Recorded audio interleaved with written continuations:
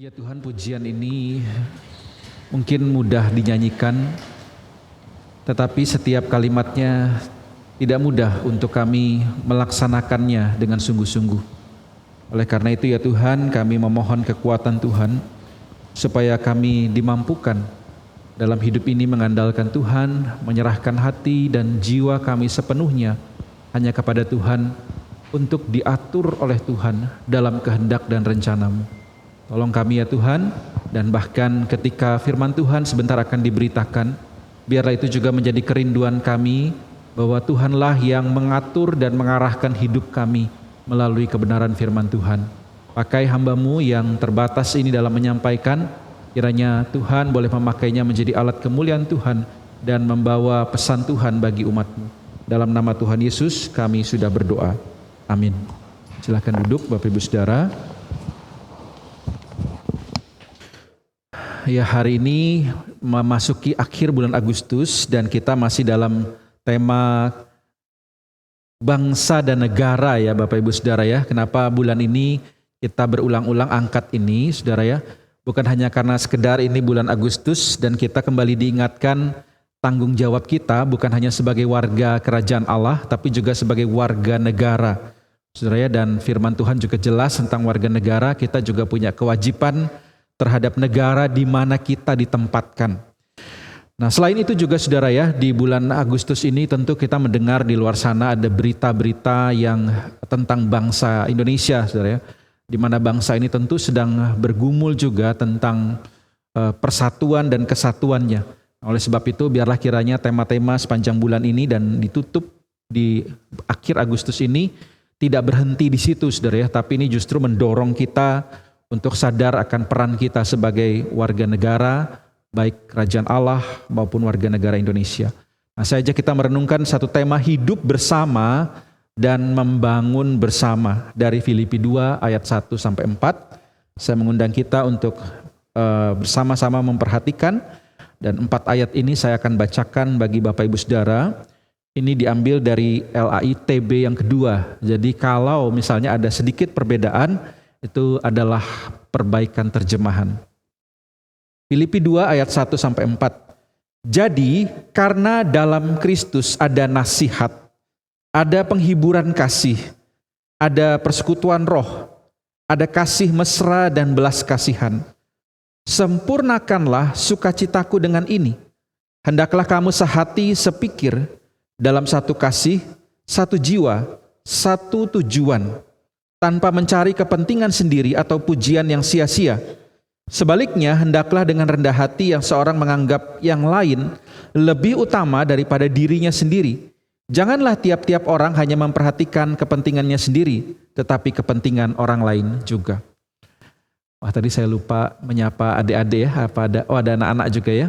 Karena memang minggu kelima, nah ini kita mulai notice ya, minggu kelima itu adalah ibadah intergenerasi. Maksudnya sekolah minggu itu tidak ada, tapi anak-anaknya diharapkan bergabung dengan orang tuanya sama-sama ibadah. Karena mungkin biasanya anak-anak sendiri ya ibadah dan orang tua sendiri terpisah, tapi saat ibadah intergenerasi diharapkan ya bisa ada satu waktu, hanya minggu kelima ya, setahun mungkin 3-4 kali bisa bersama dengan anak-anak.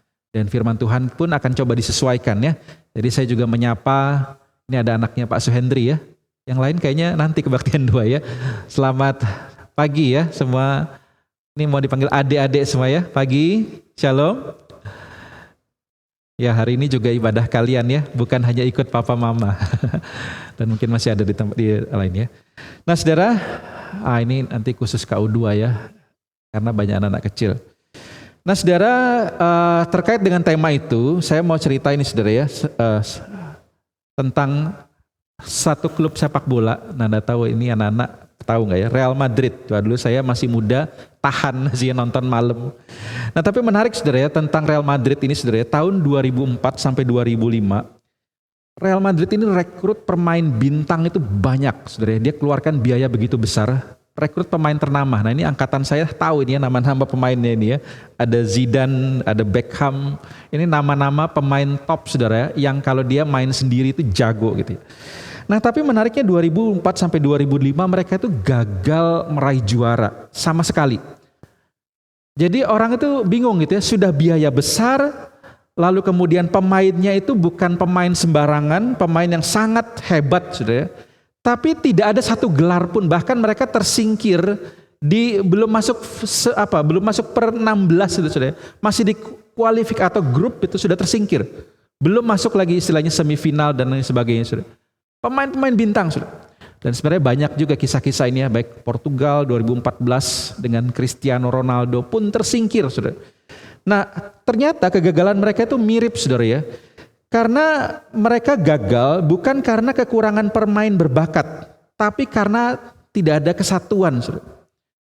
Jadi masing-masing pemain ada yang digambarkan gini saudara. Karena dia merasa pemain bintang, maka dia berharap disorot. Jadi kalau ada bola, dia tidak mau bagi ke yang lain karena kamera itu akan menyorot siapa yang bawa bola, saudara. Nah, jadi semua berusaha mencetak gol, bahkan pemain tengah pun mau cetak gol juga kalau bisa backnya juga, saudara ya. Dan akibatnya saudara dia tidak ada membagi bola itu meskipun ada peluang, dia berusaha untuk tampil baik, saudara.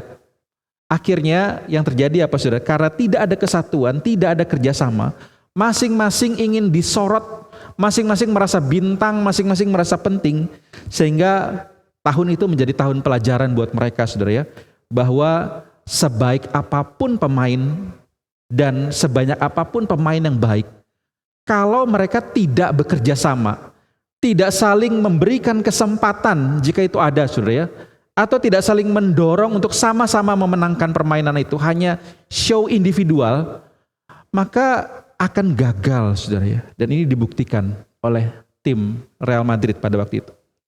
Wah ibu-ibu, anak-anak ini bukan bidang kami, ini kami kurang ngerti. Nah saya dapat satu contoh lagi ya, ini lomba masak ya, bersama anak. Ini gambarnya beda ya, tentu ya, karena saya susah cari gambarnya pas real lomba ya, ini ilustrasi aja lah saudara ya. Nah di lomba, ini lomba kayak 17-an gitu ya, beberapa gagal karena tidak kompak antara anak dan ibunya terkait rasa dan bahan. Nah jadi ada lomba saudara ya, masak sama anaknya. Nah rupanya anaknya ini misalnya suka yang asin. Jadi waktu mamanya sudah kasih garam cukup gitu ya, anaknya rasa kurang asin, tambahin itu ya. Terus mamanya suka yang pedas gitu. Nggak tahu ini di rumah sering terjadi deh ya. Kalau ibu-ibu masak deh, wah masakannya kurang garam ya, akhirnya ditambahin sendiri mungkin tuh. Akhirnya rasanya jadi tidak cocok, antara yang satu tidak cocok gitu ya, tidak ada kesatuan sehingga rasanya jadi aneh. Nah saat lomba itu saudara ya. Nah sehingga beberapa itu gagal justru karena mereka tidak biasa bekerja sama dalam masak. Nah saya jadi paham ya kenapa istri saya kalau masak itu tidak mau diganggu karena nanti kacau rasanya saudara. Nah mungkin gitu saudara ya, kalau dia masak sendiri mungkin dia bisa, tapi ketika bekerja sama bersama-sama, nah ini belum tentu saudara ya. Tanpa satu kesatuan mereka tidak akan bisa bekerja sama. Nah, sebenarnya saya cari itu sudah ada lomba menghias kue. Wah ini yang satu mau bikin kue bentuk ini, yang satu bentuk ini sudah. Jadinya hancur itu, cuma saya nggak dapat gambarnya sudah. Tapi satu gambaran bahwa kalau tidak ada kesatuan, sebaik apapun individu itu saudara, maka akan terjadi kegagalan. Nah, ketika kita bicara lebih luas ke bangsa ini saudara, tentang hidup bersama, membangun bersama saudara, akan sangat sulit itu kita wujudkan tanpa adanya kesatuan di antara kita saudara.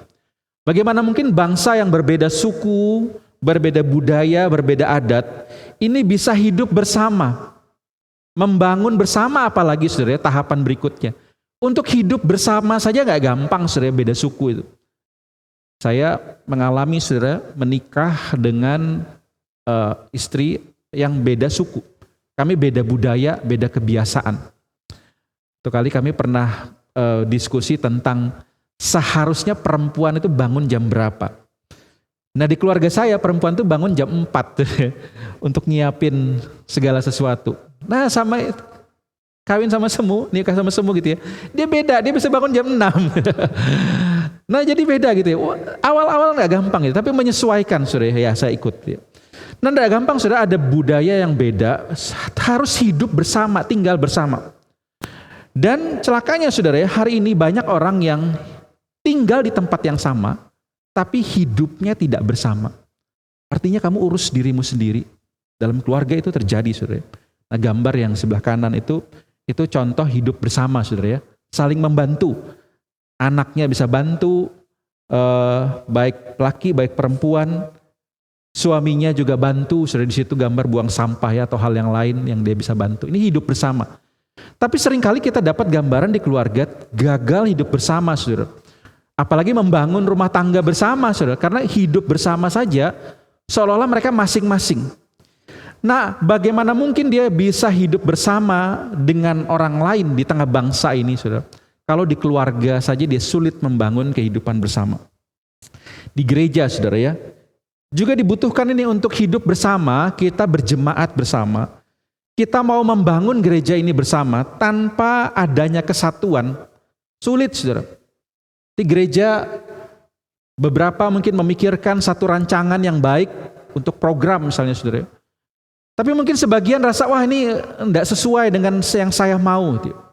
Nah akhirnya terjadi saudara, perbedaan ini tidak ada kesatuan di mana saling bersama-sama untuk mendukung pembangunan atau kebaikan gereja ini.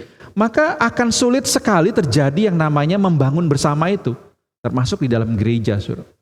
Hidup bersama pun mungkin tidak gampang, saudara ya. Nah, kita tahu mungkin kita sendiri ya, dari selera musik bisa beda. Wah saya sukanya hymn, saya sukanya kontemporer. Nah bagaimana dia bisa hidup bersama, hidup dalam arti beribadah bersama dalam gereja. Nah syukur kalau gereja kita itu di blended, saudara ya. Jadi mau kamu suka hymn tetap ada kontemporernya nih. Mau kamu suka kontemporer tetap ada hymnnya. Karena kamu hidup bersama dengan orang-orang yang berbeda selera musik. Bayangin kalau kita bedakan gitu, saudara, di rumah. Nanti orang tuanya putar lagu hymn, anaknya ganti gitu ya. Karena dia tidak bisa hidup bersama menikmati kesukaan orang lain misalnya yang ada di dalam rumahnya. Dan itu kita coba biasakan misalnya di dalam gereja kita, saudara. Nah musuh dari kesatuan ini, saudara, apa saja, saudara ya? Pertama itu egois, mau menang sendiri atau tidak mau mengalah. Misalnya, saudara ya, ini contoh simpelnya itu melawan arus. Oh pokoknya karena dekat dilawan aja arus gitu. Atau enggak boleh putar balik, dia putar aja balik. Bagi dia yang penting saya cepat nyampe. Enggak peduli orang lain itu bahaya. Enggak peduli ini haknya orang lain ya. Di Jakarta saya lihat kendaraan tuh naik trotoar. Dia enggak terlalu peduli gitu ya. Ini haknya siapa. Bagi dia yang penting saya mendapatkan kenyamanan atau mencapai tujuan saya. Atau misalnya gambar sebelah itu, saudara ya, ketika pembagian sembako tidak ada yang antri padahal sudah disuruh antri, saudara. Yang penting saya dapat. Nah, anak-anak pernah nggak ini ya? Ada orang-orang begini nih. Kita sudah antri, ada yang nyerobot.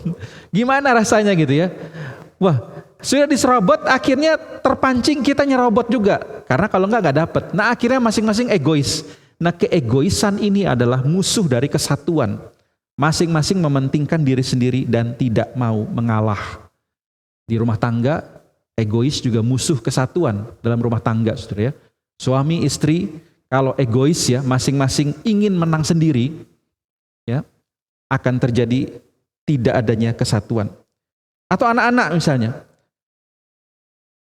merasa tinggi hati, sehingga orang lain dianggap tidak penting, tidak berarti. Nah kenapa terjadi pembulian misalnya, saudara ya? Dihina. Karena menganggap orang lain itu lebih rendah. Menganggap orang lain itu lebih tidak berarti dari saya. Nah akhirnya dibully, saudara ya. Nah pembulian ini sebenarnya bukan hanya di anak-anak, saudara. Kadang-kadang di orang dewasa pun bisa terjadi pembulian. Karena menganggap orang itu lebih rendah. Dia tinggi hati, saudara. Nah ini musuh kesatuan. Lalu yang ketiga itu, saudara, individualistik. Merasa tidak butuh orang lain, ya. Jadi orang lain itu dianggap figuran semua. Saya bisa hidup sendiri. Apalagi sekarang di tengah zaman online, sosmed, kita kayak sudah nggak butuh tetangga misalnya. Makanan tinggal pesan online. Saudara, teknologi ini baik, saudara ya, tapi rawan individualistik. Artinya kita tidak lagi butuh orang lain secara ketemu gitu, saudara ya. Semua by aplikasi. Memang masih perlu ojek online gitu, saudara ya, orang lain. Tapi kita menjadi terputus hubungan misalnya dengan warung tetangga yang dekat, atau terputus kontak kita dengan kota ini, misalnya kita beli barang di luar sehingga pasar mungkin kita sudah jarang, saudara. Nah ini bahayanya, saudara, meskipun ada keuntungannya. Sifat individualistik yang merasa tidak butuh orang lain. Beberapa survei saya lihat, saudara ya, hari ini orang yang kenal tetangga itu makin dikit ya. Saya kemarin ngetes gitu ya, tetangga ada yang berduka, saya datang ya, meskipun agamanya beda. Wah ternyata saya tuh cuman satu komplek gede itu cuman bisa kenal 3 orang gitu ya. Satu Pak Yohanes, Pak Ferry nggak ada waktu itu ya, dan ada 2 lagi tetangga dekat rumah saya gitu. Wah saya ternyata pun sudah 4 tahun di situ, cuman kenal 3. Nah tapi ketika kemudian ada yang meninggal, saya datang, saya bisa kenalan yang agak jauh gitu ya. Oh ternyata Dokter Nanang itu yang itu gitu ya. Ternyata tetangga saya, bahkan ada tetangga kita, jemaat kita saudara ya. Nah itu beberapa waktu juga baru saya tahu. Nah semakin sedikit karena kita semakin memutuskan komunikasi, semakin individualistik. Nah saudara, teks kita Filipi yang kita baca tadi saudara ya, juga terjangkit atau hampir Paulus perhatikan saudara ya, juga muncul gejala ini saudara. Gejala atau musuh daripada kesatuan jemaat di Filipi. Saudara, Filipi pasal 2 ini merupakan sambungan dari Filipi pasal 1, makanya di situ ada kalimat jadi gitu saudara. Nah Filipi pasal 1 ini bicara tentang bagaimana Paulus memuji jemaat Filipi. Nah kita masuk ke dalam konteks Filipinya dulu saudara. Filipi ini adalah kota pertama di Eropa yang mendengar Injil dan sangat banyak dipuji Rasul Paulus karena ketulusan hati mereka mendukung pelayanan Rasul Paulus, baik pemberitaan Injil maupun dukungan dana. Bahkan saudara ya, pasal 4 ayat 15, Paulus itu dengan spesifik menyebutkan, semua tempat yang aku datangin gitu ya, pertama kali, hanya Filipi yang kasih dana, kasih dukungan uang. Filipi itu bukan orang yang sangat kaya jemaatnya, tapi mereka rela berkorban untuk mendukung dana Paulus. Bukan hanya dana, tapi juga pemberitaan Injil. Sehingga ini dipuji Paulus, meskipun bukan gampang saudara memberitakan Injil dan mendukung Paulus dalam hal dana. Pertama pemberitaan Injil saudara. Paulus memberitakan Injil itu kemudian dipenjara. Makanya Paulus katakan, engkau berbagian dengan aku, baik sukacita Injil maupun penderitaanku. Artinya ketika Paulus itu dipenjara, ditangkap, maka jemaat Filipi yang juga memberitakan Injil sama juga ancamannya, bisa ditangkap dan dipenjara seperti Paulus. Lalu bicara tentang dana saudara, mereka juga tidak gampang. Artinya saudara, mereka juga harus menyisihkan apa yang menjadi milik mereka, dan mereka bukan orang-orang yang sangat kaya saudara. Nah tapi saudara, di tengah pujian Paulus ini, Paulus mengingatkan ada bahaya mengintai, yaitu perpecahan di dalam akibat beberapa orang yang ingin tampil lebih menonjol daripada yang lain. Sehingga Paulus menuliskan pesan dalam pasal 2 ini untuk tetap menjaga kesatuan. Ya, ada penafsir yang katakan saudara ya, karena ini kirim sumbangan, mereka ini kemudian istilahnya kayak pamer gitu saudara. Wah, siapa yang paling besar dananya? Atau pelayanan penginjilan misalnya, siapa yang paling rajin?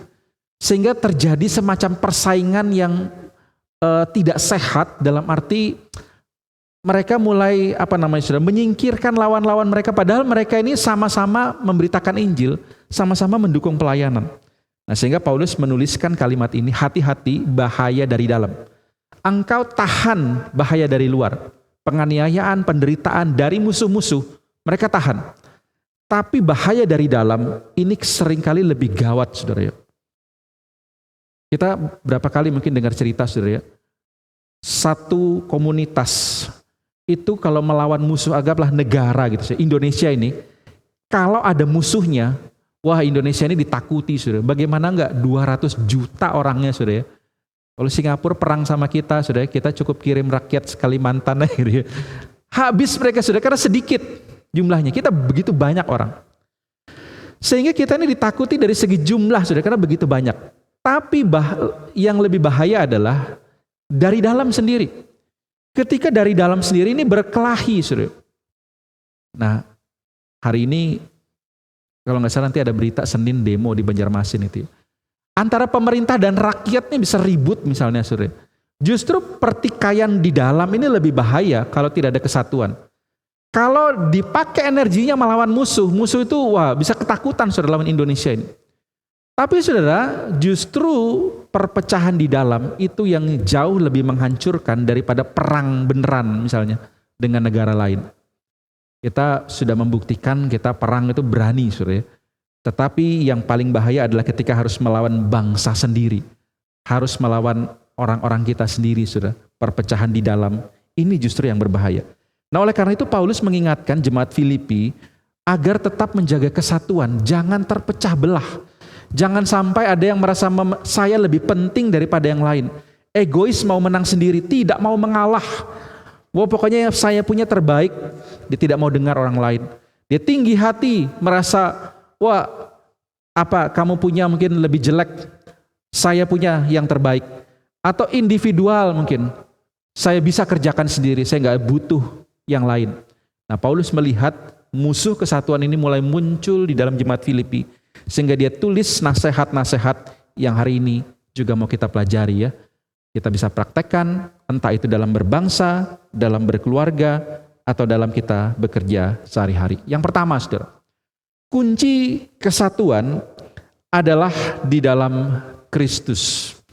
Nah, Paulus menuliskan ini, saudara, di dalam pasal 2 ayat yang pertama. Dia katakan dalam Kristus ada nasihat, ada penghiburan kasih, ada persekutuan roh, ada kasih mesra, dan ada belas kasihan. Nah saudara, kunci untuk bisa kita bersatu itu ada di dalam Kristus Yesus. Yang pertama, ada nasihat atau paraklesis, saudara, bahasa Yunaninya. Nah ini menarik saudara, terjemahan Inggris itu terjemahin beda-beda. Misalnya NIV dia pakai encouragement, saudara, dorongan, penguatan. Atau terjemahan lain bisa pakai penghiburan, saudara. Semacam kalimat itu comfort bisa juga, saudara. Nah tapi saya lebih setuju, saudara, kalau ini adalah encouragement berupa dorongan atau penguatan dari Tuhan. Mirip dengan nasihat, tapi kalau nasihat itu sekedar jangan gitu misalnya itu ya, tidak baik misalnya. Tapi ini lebih kepada dorongan, nasihat yang mendorong, nasihat yang menguatkan seseorang. Kenapa saudara? Untuk bersatu itu tidak gampang. Untuk merendahkan hati, merendahkan diri itu nggak gampang. Kita butuh dorongan, kita butuh kekuatan. Kadang-kadang saudara kita mau merendahkan diri, kita mau mengalah, tapi orang lain tidak mau.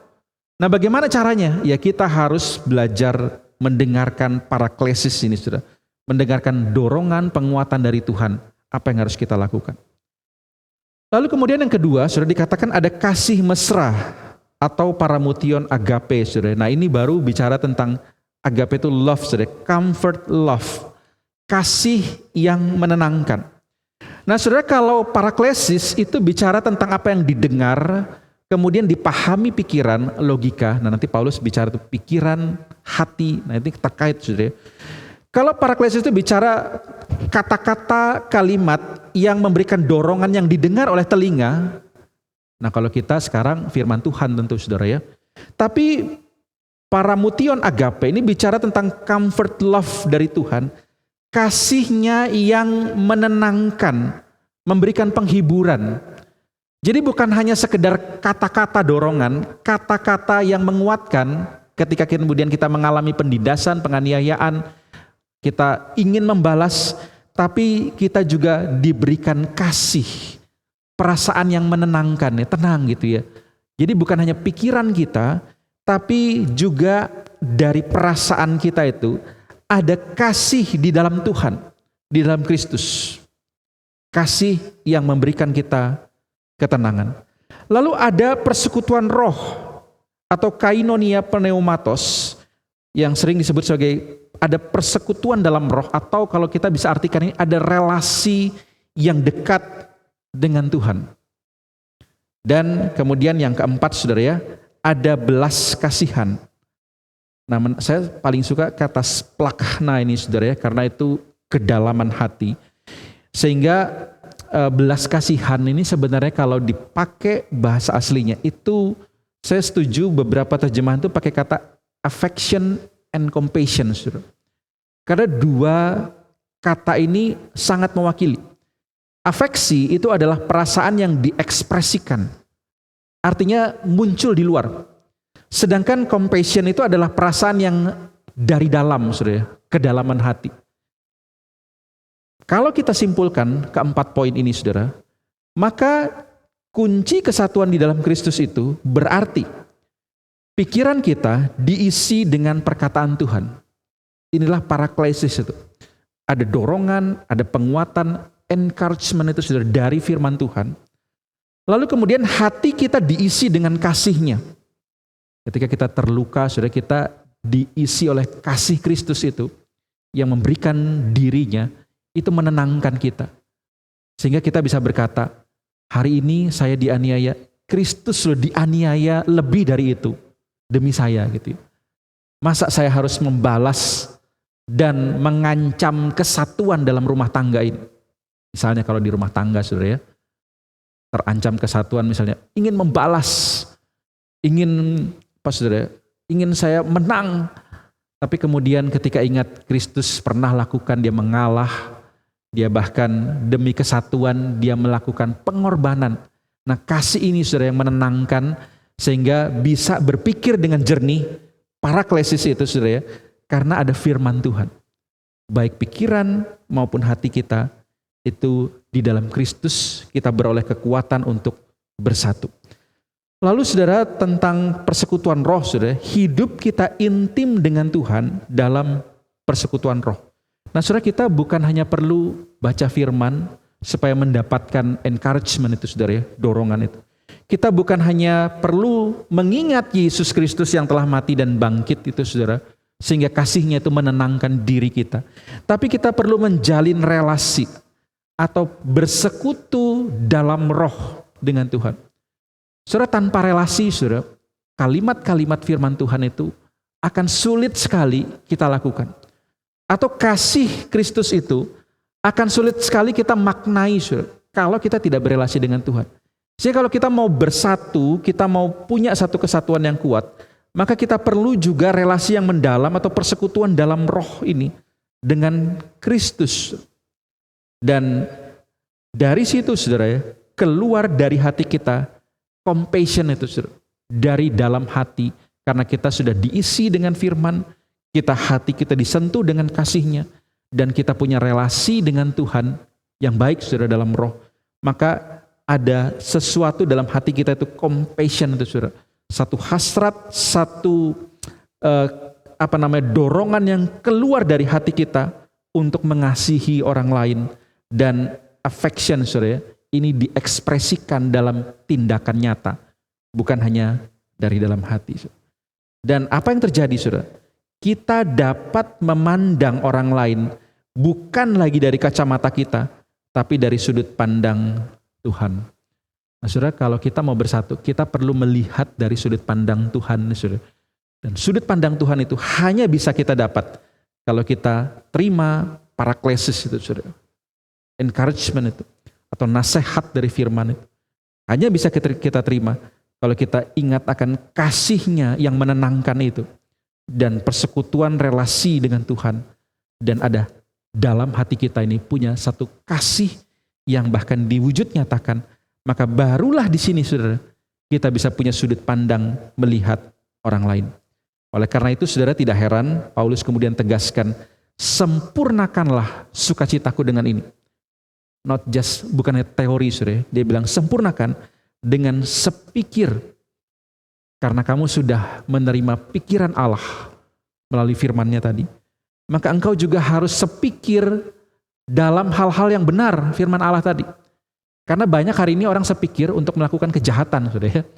Jadi kejahatan berjamaah, korupsi berjamaah itu lahir dari hati yang sepikir. Tapi sepikir di sini dimaksudkan adalah sepikir karena kita menerima dulu dari Tuhan. Satu kasih yang menenangkan itu saudara. Kita merasakan kasih bukan kasih yang pura-pura, kasih yang hanya tampak di depan tapi ada maksud tersembunyi. Tapi kasih Kristus yang mau berkorban. Satu kasih, satu roh. Kita punya relasi dekat dengan Tuhan, dekat juga dengan sesama kita. Dan menariknya saudara, di ayat 2 ini ada satu hal yang agak berbeda saudara. Satu tujuan. Nah kalau saya coba sambung-sambungkan harusnya ada compassion dan affection saudara. Nah ternyata tujuan ini juga penting saudara ya. Artinya saudara, kita itu tidak mungkin bisa bersatu kalau tujuannya nggak sama. Contohnya misalnya yang main bola tadi saudara ya. Kalau kita nggak punya satu tujuan yang sama, kita mau mengalahkan musuh atau mau mengalahkan tim lawan gitu, maka kita tidak akan bisa menang saudara. Karena masing-masing tujuannya beda. Oh tujuan saya adalah supaya saya disorot kamera, maka saya bawa bola itu terus saudara, tidak mau oper. Oh tujuan saya di sini adalah ya yang penting dapat gaji misalnya. Gaji pemain bola besar saudara ya, ngapain lari capek-capek. Tidak ada tujuan yang sama, maka yang terjadi adalah perpecahan. Tapi sini firman Tuhan katakan satu tujuan, artinya dari pikiran yang sama, kasih yang sama, roh yang sama, itu akan menghasilkan tujuan yang sama untuk kemuliaan nama Tuhan. Nah saudara, disinilah kunci kesatuan itu yang disampaikan oleh Paulus. Jadi saudara, mari kita praktekkan ini, mulai dari keluarga misalnya. Adakah kita sepikir dengan pasangan, dengan anak-anak? Sepikir dalam hal apa saudara? Tentu dari firman Tuhan. Apa yang Tuhan perintahkan. Adakah kita punya satu kasih dalam keluarga kita saudara? Kasih yang sama-sama kita lihat, kasih dari Kristus itu. Nah saudara, ketika keluarga kita punya kesatuan ini, maka gampang saudara, atau lebih mudah kita menerapkannya keluar ke masyarakat, bahkan ke bangsa ini. Karena kita memiliki sudut pandang Kristus di dalam hidup kita. Yang kedua saudara, praktek kesatuan, kalau tadi kunci kesatuan, adalah rendah hati dan peduli saudara ya. Ayat 3 dan ayat 4. Nah saudara, Paulus menunjukkan bagaimana kamu mempraktekannya. Nah dia bilang begini saudara, dengan tidak mencari kepentingan sendiri atau pujian yang sia-sia. Sebaliknya harus rendah hati dan menganggap orang lain lebih utama. Tidak hanya memperhatikan kepentingan diri, tapi kepentingan orang lain juga. Saudara, ayat 3 ini mendorong kita untuk menganggap orang lain itu lebih penting, lebih utama dari kita. Ini gak gampang saudara ya. Kita kalau di jalan itu kadang-kadang suka ada lihat mobil prioritas ya. Kadang-kadang kita juga jengkel gitu. Ini betul-betul urusan penting atau enggak ya? Tetot-tetot ya sudah. Nah tapi sudah sini didorong untuk menganggap orang lain itu lebih penting, lebih utama. Meskipun mungkin kenyataannya kita punya jabatan lebih baik. Kita punya tingkat atau level ekonomi misalnya lebih baik. Tapi tidak berarti kita mau merendahkan dia saudara. Kita justru menganggap dia penting, bahkan lebih penting dari kita. Wah ini kalimat yang sangat sulit saudara dilakukan oleh kita tentu saudara. Lalu tidak hanya memperhatikan kepentingan diri sendiri, tapi kepentingan orang lain juga. Nah dari sini saudara saya coba telurkan atau hasilkan gini saudara. Prinsip keberhasilan dan kegagalan dalam dunia itu kira-kira seperti ini saudara. Saya berhasil artinya orang lain gagal. Saya gagal berarti orang lain berhasil. Nah kita sering kali saudara prinsip dunia ini kita pakai dalam menjalankan kehidupan ini. Bukankah begitu seringkali orang tua didik anak-anak gitu ya. Pokoknya kamu harus berhasil, jangan ranking 2 ya, ranking 1. Atau jangan ranking 3, harus ranking 2. Karena kalau kamu berhasil itu berarti kamu telah mengalahkan semua teman-temanmu misalnya. Padahal saudara, di dalam prinsip Kristus, saudara, keberhasilan kita itu bukan untuk kita nikmati sendiri. Sehingga setiap orang itu bukanlah saingan, tapi sarana untuk kita bisa bertumbuh baik dalam keberhasilan maupun kegagalan kita. Saudara. Nah hari ini kita seringkali mendidik generasi bahwa yang lain itu musuh, yang harus dikalahkan, yang harus disingkirkan. Sehingga ini terbawa saudara baik dalam dunia bisnis, dalam dunia bernegara, politik. Sehingga memandang misalnya partai lain itu musuhnya saudara. Atau calon lain itu sebagai musuhnya yang harus disingkirkan. Ini terbawa terus saudara ya, sampai ke pemerintahan. Padahal saudara misalnya, semua ini adalah calon-calon yang baik, yang seharusnya mereka memandang bahwa orang lain itu adalah sarana untuk bertumbuh dalam keberhasilan kita maupun kegagalan kita. Jika kita berhasil, maka rendah hatilah serta peduli, dan jangan menganggap orang lain lebih rendah dari kita. Jika kita gagal, maka rendah hatilah mengakui kegagalan kita, dan peduli atau menghormati mereka yang lebih dari kita tanpa membenci dan iri terhadap pencapaiannya. Saudara, prinsip ini yang mau dituliskan oleh Paulus. Saudara. Jangan cari kepentingan sendiri. Atau demi puji-pujian, wah kamu hebat, kamu berprestasi, kamu baik. Tetapi rendah hati menganggap orang lain itu lebih penting gitu ya. Silahkan duluan gitu ya misalnya. Nah ini di dunia tidak diterima prinsip ini saudara. Kita tuh harus bersaing, berkompetisi. Kalau bisa kita menang itu dengan menginjak orang lain. Saudara. Tapi di sini Paulus mengingatkan bahwa kalau kamu bisa berhasil oleh karena anugerah Tuhan tentunya ya, orang di sekitarmu itu adalah sarana yang Tuhan pakai untuk memberikan kamu motivasi, memberikan kamu semangat kalau kamu berhasil. Dan bahkan kalau kamu gagal pun, gagal bukan dalam arti gagal pastor ya, tapi misalnya dia lebih baik dari kita gitu ya, secara nilai mungkin. Itu justru bukannya memberi kita juga motivasi supaya kita lebih lagi berjuang, lebih lagi belajar misalnya. Jadi mereka bukan musuh kita, saudara. Mereka adalah saudara-saudara kita yang sama-sama kita berjuang untuk masa depan bangsa ini. Sekolah, saudara, ketika anak-anak itu berhasil, bukankah mereka ini menjadi penerus bangsa? Tapi seringkali yang kita lakukan, pokoknya nilaimu bagus. Tidak peduli kadang cara apa dibelikan soal, supaya bisa jawab misalnya. Kalau nilai bagus, berprestasi dapat pujian. Tidak peduli dapatnya dengan cara yang salah atau cara yang berdosa. Nah, saudara, justru Kristus mengajarkan kita untuk rendah hati. Jikalau kita berhasil, jangan rendahkan orang lain. Jikalau kita gagal, rendah hati mengakui kegagalan kita dan menghormati mereka yang lebih daripada kita. Nah, dari mana saudara teladannya? Pasal berikutnya menunjukkan hal itu. Kristus, dia menunjuk kepada Kristus. Kristus bukankah mengosongkan dirinya, mengambil rupa seorang hamba, dia melepaskan apa yang dia punya, saudara, kehormatannya atau jubah kebesarannya, dan mengambil rupa seorang bayi, seorang hamba yang tidak punya apa-apa, saudara ya, lahir di palungan, lahir dari keluarga biasa, bukan keluarga raja, saudara. Dia mengosongkan diri, dalam arti dia mampu, punya kuasa, tapi dia menahan itu saudara ya. Artinya dia tidak menggunakannya itu semena-mena. Dia tahu kapan membuat mujizat, tahu kapan dia membela diri saudara. Karena dia tahu tujuannya. Dia mengambil rupa seorang hamba dan menjadi sama dengan manusia. Dia juga merasakan lapar, dia juga merasakan haus. Dia menghormati saudara manusia ini dengan kasihnya saudara. Dan taat sampai mati disalibkan. Supaya saudara, ketika dia berhasil atau dia berhasil memenangkan ini saudara, dia dapat memenangkan juga orang lain termasuk mereka yang membenci Kristus. Paulus salah satu orang yang dia menangkan. Orang yang tadinya membenci dia, tapi ketika dia menyatakan diri sebagai Kristus yang berkorban dan mengambil rupa seorang hamba, Paulus pun bertobat di sana.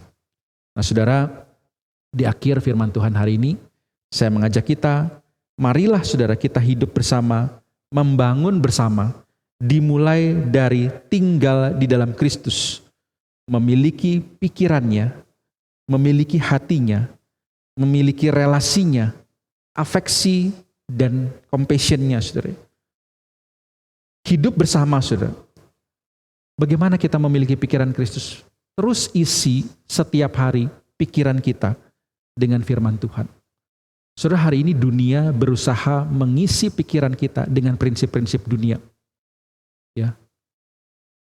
Demo kemarin itu berdasar katanya gara-gara ada yang ngomong gajinya besar sekali gitu DPR. Nah, ada pengusaha bilang gaji segitu kecil gitu ya. Saya sebelum jadi anggota dewan gaji saya lebih besar dari itu.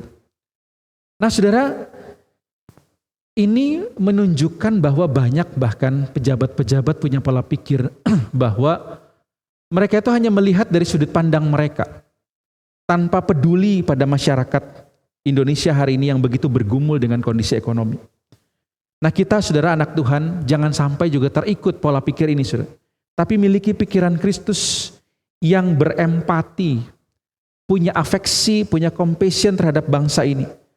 Dengan rendah hati bahkan saudara menghargai mereka yang berjuang dalam hidupnya untuk bisa mendapatkan misalnya kecukupan di dalam hidupnya sehari-hari.